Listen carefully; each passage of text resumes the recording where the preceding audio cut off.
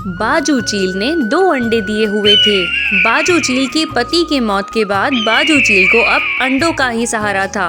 बाजू चील बहुत बेसब्री से अंडों में से अपने बच्चों के निकलने का इंतजार कर रही थी। मेरे बच्चों, जल्दी से तुम अंडों से बाहर आ जाओ ताकि मेरी ये उदासी और अकेलापन खत्म हो जाए।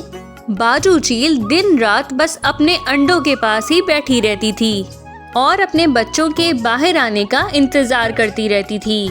बस अब इंतजार की घड़ियां खत्म हो जाती हैं। अगले दिन बाजू चील के अंडे में से नन्हा सा चील निकल आता है। अरे वाह, मेरा बच्चा कितना ज्यादा प्यारा है। परंतु मेरा बच्चा, तुमने मुझे बहुत इंतजार करवाया। देखो तो तुम्हारा भाई अभी तक अंडे में से बाहर नहीं निकला। चील अपने बच्चे को भोजन खिलाती है और दूसरे अंडे में से दूसरे बच्चे के बाहर आने का इंतजार करती है। अगले दिन दूसरा अंडा भी फूटता है और उस अंडे में से बहुत ही प्यारा चील निकलता है। परंतु ये बच्चा तो अपनी आंखें ही नहीं खोल रहा था। मेरे बच्चे उठ जाओ, अब अपनी आंखें तो खोलो। तुम देखो तो तुम अब अंडे से बाहर आ चुके हो। बाजू चील अपने बच्चे को बहुत आवाजें देती है, परंतु ये तो अपनी आंखें खोल ही नहीं पाता। अब तो बाजू चील समझ जाती है कि इसका दूसरा बच्चा देख ही नहीं सकता। कितना इंतजार किया मैंने अपने बच्चों का और मुझे मिला क्या? ये अंधा बच्चा। मम्मा, मुझे भूख लगी है, मुझे भोजन खाना है। चुप करो, तुम अंधे हो और पूरी जिंदगी में तुम्हें घर बिठाकर भोजन नहीं खिला सकती। मैंने तो सोचा था मेरे दोनों बच्चे मेरे बुढ़ापे का सहारा बनेंगे, परंतु तुम तो मेरे किसी काम के भी नहीं। मम्मा, ये तुम क्या कह रही हो? मैं अंधा हूँ तो इसमें मेरा क्या दोष है? मेरा तो बस एक ही बच्चा है जो मेरे बुढ़ापे का सहारा बनेगा और एक अंधे चील को पालकर मैं अपने लिए मुश्किलात और नहीं बढ़ा सकती। मैं तुम्हें यहाँ से ले जाकर दूर छोड़ाऊंगी ताकि तुम मेरे पास कभी भी वापस ना आ सको। फिर बाजू चील अपने बच्चे को उठाकर नदी के पास ले जाती है। नन्हे चील, तुम अंधे हो और मुझे कमजोर चील नहीं चाहिए। भूख के कारण तुम यहाँ बैठे बैठे खुद ही मर जाओगे। इतना कहकर वो स्वाति बाजू चील अपने बच्चे को वहाँ छोड़कर वहाँ से चली जाती है। नन्हा चील तो काफी आवाजें देता है, परंतु बाजू चील तो वापस नहीं आती। कुछ देर के बाद वहाँ पर मीनू चिड़िया और कालू कौवा आते हैं। वो नन्हा चील अभी भी बाजू चील को आवाजें दे रहा था। मम्मा मम्मा, मुझे यहाँ से ले जाओ मम्मा, मुझे यहाँ पे बहुत डर लग रहा है मम्मा।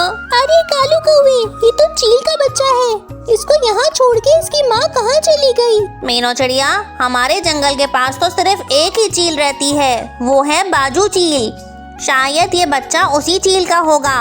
अरे बेटा, क्या बात है? तुम यहाँ पे इतने ज्यादा परेशान क्यों बैठे हो? तुम्हारी मम्मा कहाँ है? मेरी मम्मा ने मुझे अंधा होने के कारण यहाँ मरने के लिए छोड़ दिया, क्योंकि मैं बहुत ज्यादा कमजोर हूँ और मेरी मम्मा को कमजोर बच्चे पालना बिल्कुल भी पसंद नहीं। हाय रे, बाजू चील कितनी ज्यादा शातिर है। भला इतने छोटे बच्चे को कोई अकेले जंगल में छोड़ के जाता है? हाँ, मुझे तो इस बच्चे पे बहुत ज्यादा तरस आ रहा है। बाजू चील ने इसके साथ बिल्कुल भी अच्छा नहीं किया। ये बच्चा तो मुझे बहुत ज्यादा भूखा भी लग रहा है, कहीं ये भूख के कारण मर ना जाए। चलो मीनू चिड़िया, इस बच्चे को हम अपने साथ ही ले जाते हैं। कालू कौवे, हमारे जंगल के पक्षी तो नन्हे चील को हमारे जंगल में रहने नहीं देंगे, क्योंकि ये बड़ा होकर हमें नुकसान भी पहुंचा सकता है। चलो मीनू चिड़िया, हम सबको देख लेंगे। अगर हमने इस बच्चे को यहाँ मरता छोड़ दिया तो हमें बहुत पाप लगेगा। तुम ठीक कह रहे हो, हमें इस नन्हे चील की मदद जरूर करनी चाहिए। फिर मीनू चिड़िया इस बच्चे को अपने साथ अपने जंगल ले जाती है। मीनू चिड़िया उस बच्चे को अपने घर लाकर उसे कुछ भोजन खिलाती है। बस तभी वहाँ पर जंगल के कुछ पक्षी आ जाते हैं। ये क्या मीनू चिड़िया, तुम इस चील के बच्चे को अपने घर में क्यों ले आई हो? ये तो हमारे लिए खतरा हो सकता है। तोते, ये बच्चा देख नहीं सकता। बाजू चील ने इसे मरने के लिए नदी किनारे छोड़ दिया था, पर कालू कौवे और मुझे इस पर बहुत ज्यादा दया आई, इसीलिए हम अपने साथ इसको अपने जंगल ले आए। मीनू चिड़िया, तुम और कालू कौवे तो बहुत ही पागल हो गए हो। ये बच्चा तो बड़ा होकर हमें बहुत ज्यादा नुकसान पहुंचाएगा और हमारे जंगल में सब पक्षियों का शिकार करने लगेगा। तुम्हें तो पता ही है, ये चीलें हमारी कभी भी नहीं हो सकती। ये हमेशा हमें नुकसान ही पहुंचाती हैं।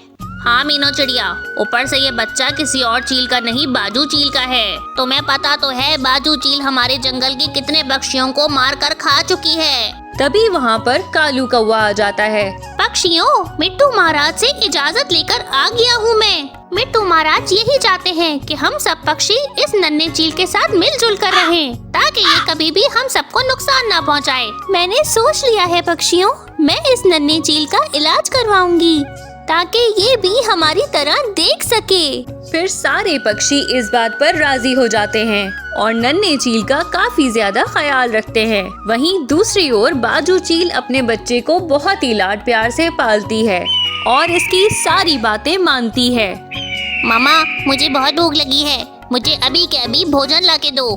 बेटा, मैं तो अभी बहुत ज्यादा थक गई हूँ, मैं कुछ देर के बाद ले आऊंगी भोजन। नहीं नहीं, मुझे अभी के अभी भोजन चाहिए। बाजू चील का बेटा बहुत ज्यादा गुस्से वाला था और बाजू चील की एक भी बात नहीं सुनता था। वहीं दूसरी ओर नन्हे चील के इलाज के लिए तमाम पक्षियों ने पैसे जमा करके मीनू चिड़िया के पास रखवा दिए थे और अगले दिन ही मीनू चिड़िया नन्हे चील का इलाज करवाने के लिए उल्लू वैद्य के पास आ जाती है। उल्लू वैद्य जी, इलाज के बाद ये नन्हा चील देख तो सकेगा ना? मीनू चिड़िया, इसकी आंखें बिल्कुल ठीक हैं, बस इसकी खाल शरीर के साथ जुड़ी हुई है, जिस कारण इसकी आंखें नहीं खुल रही। मैं इसका ऑपरेशन कर दूंगा और ये बिल्कुल ठीक हो जाएगा। कुछ देर के बाद नन्हे चील का ऑपरेशन हो जाता है और अब तो ये सब कुछ देखने लगता है। अरे अरे, मैं तो सब देख सकता हूँ। अरे वाह, कितना ज्यादा अच्छा लग रहा है सब देखकर। मीनू आंटी मैं देख सकता हूँ, मैं सब कुछ देख सकता हूँ अब। अरे वाह, देखो ना कालू कौवे, ये कितना ज्यादा खुश हो रहा है। हाँ भाई, मुझे भी बहुत ज्यादा खुशी है कि हम सब पक्षी इस नन्हे चील के कुछ तो काम आए। पक्षियों, आप सबका बहुत बहुत शुक्रिया कि आप सबने मेरी आंखें ठीक करवा दी, वरना मेरी मम्मा ने तो मुझ पर बिल्कुल भी दया नहीं की और मुझे मरने के लिए छोड़ दिया था। और अब कुछ साल गुजर जाते हैं और ये चील बड़ा हो जाता है और ये बड़ा होकर पूरे जंगल की हिफाजत करता था और मिट्टू महाराज का खास सैनिक था।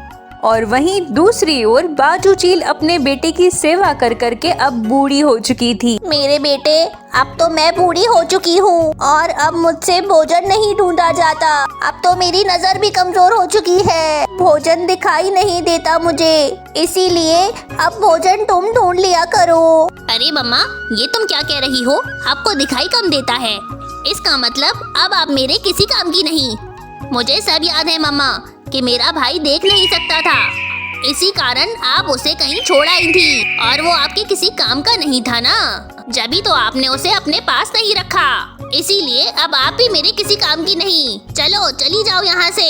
बेटा, मैंने तो तुम्हें इसलिए बड़ा किया था कि तुम बड़े होके मेरी सेवा करोगे और अब तो तुम मुझे यहाँ से निकाल रही हो। मैं कोई सेवा वेवा नहीं करूँगा, जो चीज मेरे काम की नहीं होती मैं उसको अपने पास नहीं रखता, निकाल देता हूँ। फिर ये चील बाजू चील को अपने घर से निकाल देता है। बाजू चील को अब अपनी गलती का एहसास हो जाता है और ये तो अपनी गलती पर काफी ज्यादा पछता रही थी। और अब काफी ज्यादा दिन गुजर जाते हैं और बाजू चील तो भूख के कारण काफी ज्यादा निढाल हो चुकी थी। तभी वहाँ से मीनू चिड़िया और वही चील गुजर रहे थे और ये लोग बाजू चील की हालत देखकर फौरन इसके पास आ जाते हैं। मीनू आंटी, आप मुझे इस चील के पास क्यों ले आई? कौन है ये चील? नन्ही चील, गौर से देखो, यही तुम्हारी मम्मा है बाजू चील। ये मैं क्या देख रही हूँ? मेरा बेटा जिंदा है। मेरा बेटा जिंदा है। हाँ बाजू चील, तुमने तो इसे मरने के लिए छोड़ दिया था, परंतु हम सब पक्षियों ने मिलकर इसका इलाज करवाया और अब ये देख भी सकता है। हाँ, आपसे अच्छी तो ये सब पक्षी हैं जिन्होंने मेरी इतनी मदद की, और हाँ, मैं आपको कभी भी माफ नहीं करूँगा।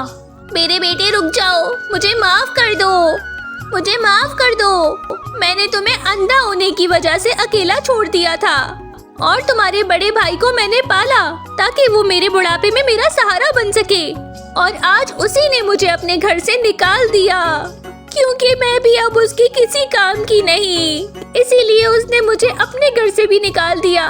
नन्ही चील, माफ कर दो अपनी मम्मा को। देखो तो, उसे अपने किए पे कितना ज्यादा पछतावा है। मीनू चिड़िया के कहने पर ये चील अपनी माँ को माफ कर देता है और फिर ये चील बाजू चील को अपने साथ अपने घर पर ले जाता है। अगर आपको हमारी कहानी अच्छी लगी है तो कहानी को लाइक कीजिए और चैनल को सब्सक्राइब कीजिए। धन्यवाद।